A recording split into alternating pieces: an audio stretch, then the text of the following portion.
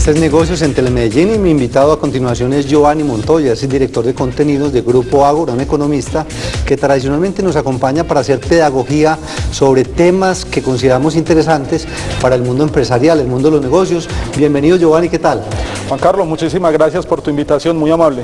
Lo primero que hay que contar a los clientes es que así como existe una ley que le permite a las empresas cuando están en dificultades económicas hacer acuerdos con sus acreedores, poder honrar sus deudas sin comprometerse económicamente, pues también ahora existe una ley de insolvencia que permite lo mismo, pero ya a personas naturales.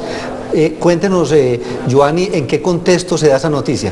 Bueno, esa noticia se da en un contexto muy interesante. Primero que todo tenemos que tener en cuenta que en nuestro país hay un volumen importante de personas con cartera morosa que han perdido el acceso al crédito, que tienen en riesgo su patrimonio por cuanto pueden tener algún tipo de proceso coactivo en contra de ese patrimonio y que por lo tanto andan en una situación muy compleja, no tienen con qué pagar, están a punto de perder su patrimonio y no pueden negociar con el sistema financiero. Esa situación a todas luces se ve corregida con esta nueva normatización, con esta nueva ley que les permite, les da un espacio, les abre una luz para que puedan negociar sus deudas, para que puedan hacer válidos los acuerdos que han hecho a nivel privado y para que en última instancia, pues si tienen la necesidad, liquiden su patrimonio también. Giovanni, empecemos por explicarles a los televidentes cómo se define insolvencia. Bueno, el término insolvencia tiene que ver con una incapacidad de honrar las obligaciones por exceso de endeudamiento. Esta insolvencia afecta tanto a personas naturales como a personas jurídicas, aunque la costumbre ha hecho que se mida mucho más el tema de solvencia en las personas jurídicas. De todas formas, en las personas naturales, tanto la capacidad de pago como la solvencia son dos conceptos que van muy de la mano.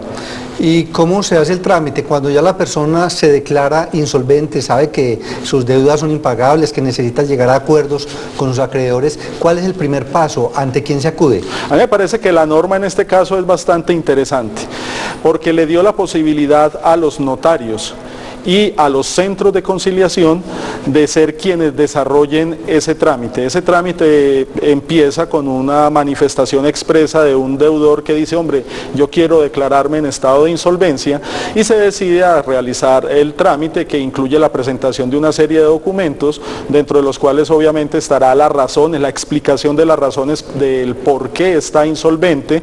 Hay una explicación en torno al tema de su patrimonio, explica y detalla su patrimonio, relaciona todas las obligaciones que tiene con los saldos pertinentes a la fecha y lo más importante, presenta una propuesta de pago. Esa propuesta de pago está totalmente en línea con su propia capacidad de pago y no compromete aquello que él necesita para vivir y para hacer la manutención de su patrimonio. Claro. Entonces deja en manos del deudor la posibilidad de decir, mire, yo puedo pagar de esta manera, esta es mi propuesta, por favor estudienla, y se buscan acuerdos alrededor de eso ya con los acreedores. ¿Y esos acuerdos con los acreedores los hace el mismo deudor? ¿Se hacen en una notaría por medio de una conciliación? ¿Cómo es el mecanismo? Es un proceso de conciliación que adelanta un conciliador que es nombrado oficialmente y que además tiene la obligación de aceptar ese encargo de conciliación.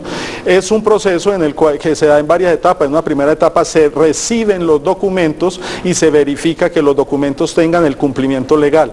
En una segunda etapa se hace un llamado a todos los acreedores con el ánimo de sentarlos conjuntamente y darles a conocer la intención de insolvencia, y en una tercera etapa se solucionan todos los desacuerdos que haya alrededor de ese propósito de negociación con el ánimo de avanzar. Esas etapas pues tienen una duración preestablecida que da como resultado un proceso que es bastante ágil, y lo más interesante, durante el tiempo que se está realizando ese proceso, los procesos coactivos que hayan en contra del deudor quedan automáticamente detenidos. ¿Qué ocurre, Giovanni, en el caso de que se incumplan esos acuerdos que se pactaron con los acreedores? Bueno, las normas de insolvencia no solo en Colombia, sino en cualquier parte del mundo, parten de la buena fe. Luego entonces, si hay incumplimientos, lo primero que habría que hacer es explicar la razón del incumplimiento. Pero si dada la explicación, esta no convence a los acreedores y además el incumplimiento persiste, entonces se pasa a una etapa superior en la que ya hay un proceso de liquidación patrimonial. Es decir, se pasa a un punto en el que se toma el patrimonio del deudor y se satisface hasta donde ese patrimonio alcance las obligaciones adquiridas. Si existe un sobrante, ese sobrante quedará a disposición del deudor. Si existe un faltante, ese faltante quedará registrado y podrá ser pagado con otros ingresos u otras cosas del deudor. Entonces la idea pues en este caso es una ayuda muy buena para cumplir, pero hay que tener cuidado de incumplir. Es una segunda oportunidad que le está dando la vida a muchas personas, la ley en este caso. Es una segunda oportunidad y a todas luces también esa segunda oportunidad tiene un sustento muy interesante y es, no te están diciendo pague de esta manera, sino que te están preguntando cómo quiere pagar, cómo puede pagar, ¿cierto? Ese cómo puede pagar está también supeditado a una revisión real de tus ingresos, tema que es fácil de verificar pues a nivel general, una revisión general de tus ingresos y una revisión general de tus gastos. Incluye el tema de demandas alimentarias, por ejemplo, todo tipo de deducciones y todo tipo de manutenciones que tenga esa persona deudor. Giovanni, ¿puede presentarse el caso de que en ese mecanismo de conciliación algunos acreedores definitivamente no quieran ceder? No, yo necesito mi plata, por favor páguemela. Bueno, en el tema de negociación se llega a un acuerdo con acreedores que representan la parte mayor, que representen la parte mayoritaria. Sí. Ese acuerdo con acreedores que representa la parte mayoritaria obliga a todos. Sí. Entonces lo que hace interesante sencillamente es que la ley me obliga a mí a aceptar ese plan de pagos. Exactamente. Que fije con ese señor los que tienen la deuda más grande. Exactamente. Vamos entonces a repasar, Giovanni, cuáles son esos grandes beneficios entonces que le trae a una persona insolvente el acogerse a esta ley. Bueno, primer beneficio, la posibilidad de negociar directamente sus deudas con todos sus acreedores. Segundo beneficio, si esta persona ha hecho acuerdos privados con acreedores, tiene la posibilidad de convalidar esos acuerdos ante una autoridad competente, entrando dentro del mismo régimen de insolvencia.